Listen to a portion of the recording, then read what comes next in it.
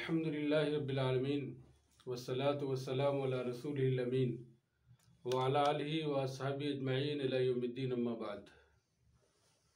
फ़अऊज़ु बिल्लाहि मिनश शैतानिर रजीम बिस्मिल्लाहिर रहमानिर रहीम। या अय्युहन नासुत्तक़ू रब्बकुमुल्लज़ी ख़लक़कुम मिन नफ्सिन वाहिदा व ख़लक़ मिनहा ज़ौजहा व बस्स मिनहुमा रिजालन कसीरन व निसाअ वत्तक़ुल्लाहल्लज़ी तसाअलून बिही वल अर्हाम इन्नल्लाह कान अलैकुम रक़ीबा। सदक़ल्लाहुल मौलानाल अज़ीम। वान नबी सल्लल्लाहु अलैहि वसल्लम अन्नहु क़ाल मन लम यरहम सग़ीरना व लम युअक़्क़िर कबीरना फ़लैसा मिन्ना औ कमा क़ाल अलैहि सलातु वस्सलाम। रब्बि इश्रह ली सदरी व यस्सिर ली अमरी वहलुल उक़दतम मिन लिसानी यफ़क़हू क़ौली।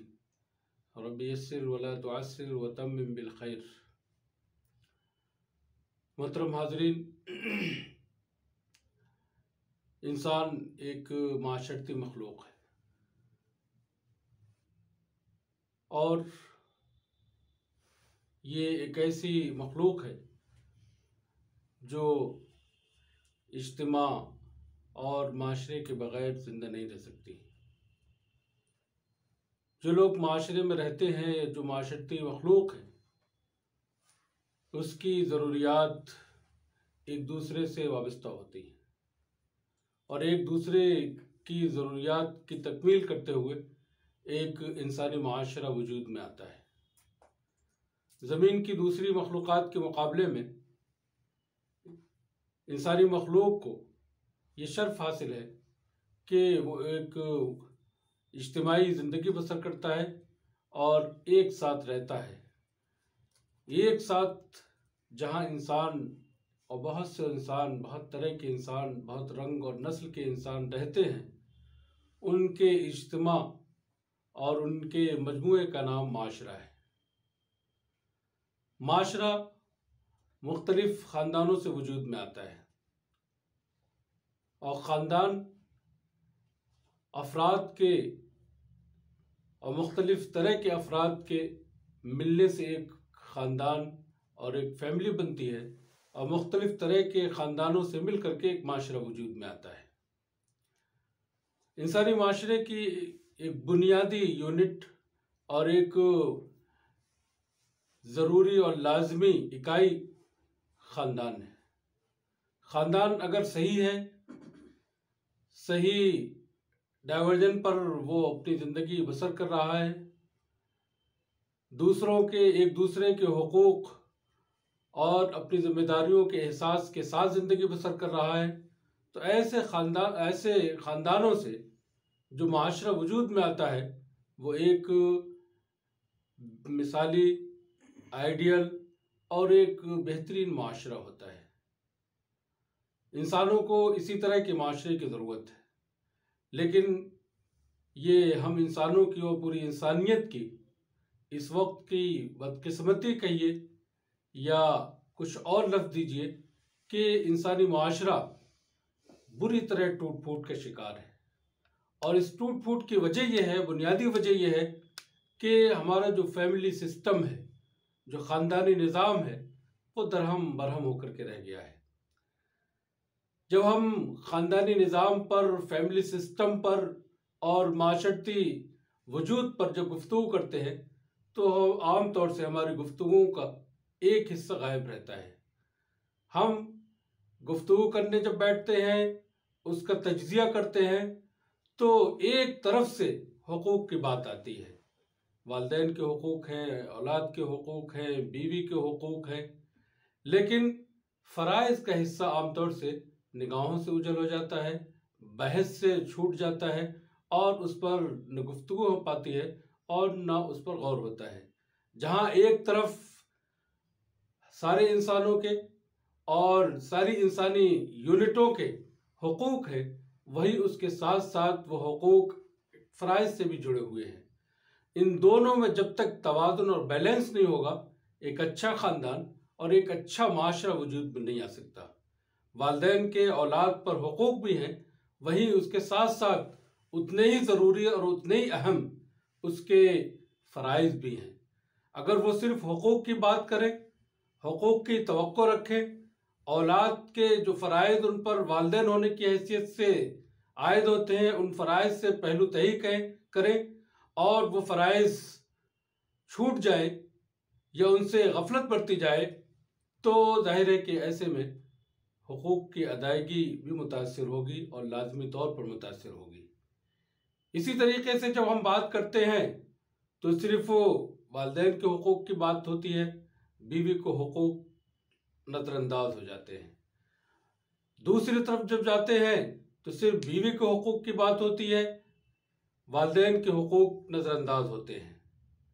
तो इस तरह से गैर मुतवाज़िन गुफ्तगू, गैर मुतवाज़िन बहस और गैर मुतवाज़िन रवैये की वजह से ये हमारा माशरा बुरी तरह इंतशार, टूट फूट, बिखराव और मुख्तलिफ़ किस्म की बुराइयों की आमाजगाह और उसमें मुख्तलिफ़ तरह की बुराइयाँ पनप रही हैं।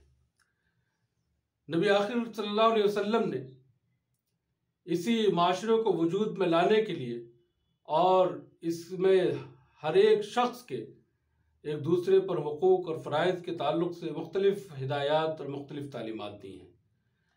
उन तालीमात में से एक बहुत बुनियादी और बहुत रोशन तालीम यह है कि माशरे का हर फ़र्द और माशरे में जब तक बड़ों का एहतराम, बड़ों की इज़्ज़त, बड़ों का अदब मलहूज़ न रखा जाए, छोटों से शफ़क़त और मोहब्बत का बर्ताव न किया जाए, तब तक वो माशरा सही मानों में इंसानी माशरा नहीं बन सकता।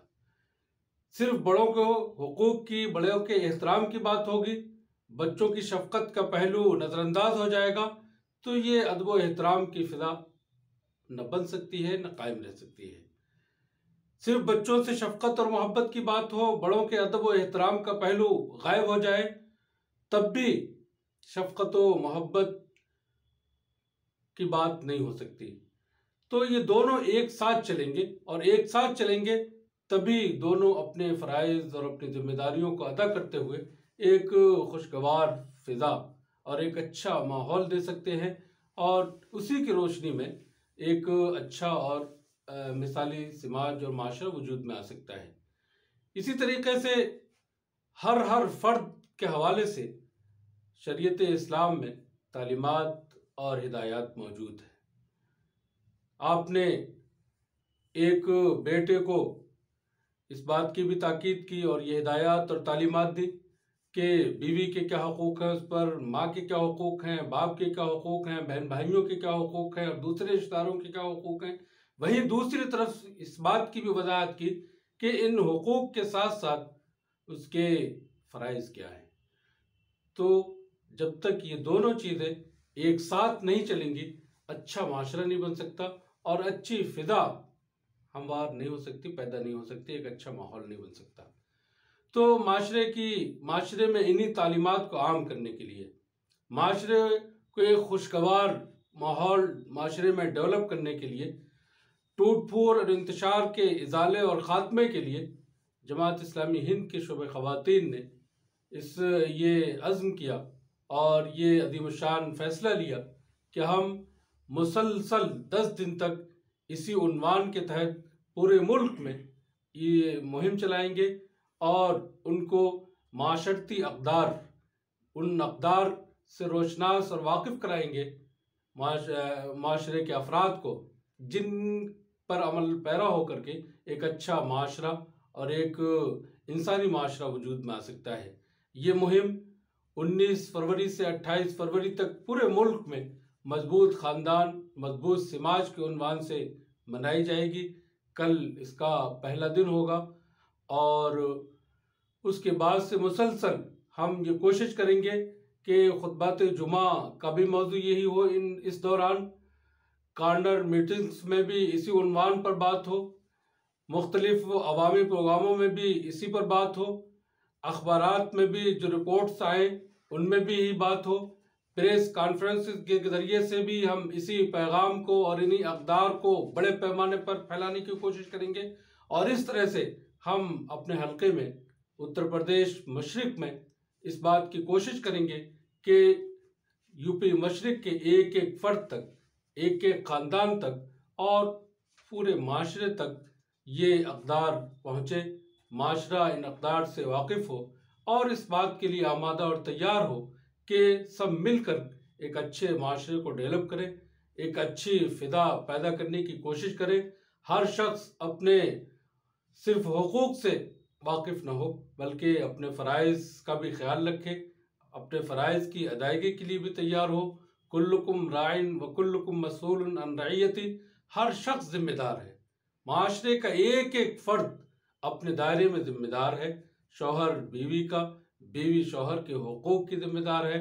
अपने फ़राइज़ की अंजाम दही में वो अल्लाह के सामने जवाबदेह है। वालिदैन पर जहाँ औलाद के हुकूक हैं, वहीं औलाद के तय उनके फ़राइज़ और जिम्मेदारियाँ भी हैं।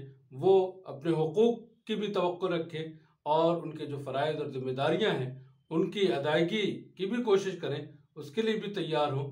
तो इस तरह से इंशाअल्लाहुल अज़ीज़ पूरे हल्के में, यूपी मशरिक़ में मुसलसल 10 दिनों तक यही आवाज़ और यही पैगाम गूंजेगा, आम करने की कोशिश की जाएगी।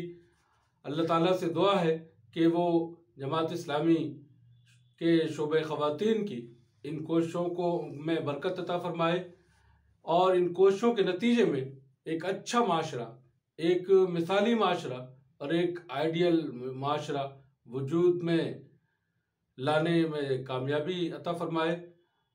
रब्बना तक़ब्बल मिन्ना इन्नका अंतस समीउल अलीम व आखिरु दावाना अनिल हम्दुलिल्लाहि रब्बिल आलमीन।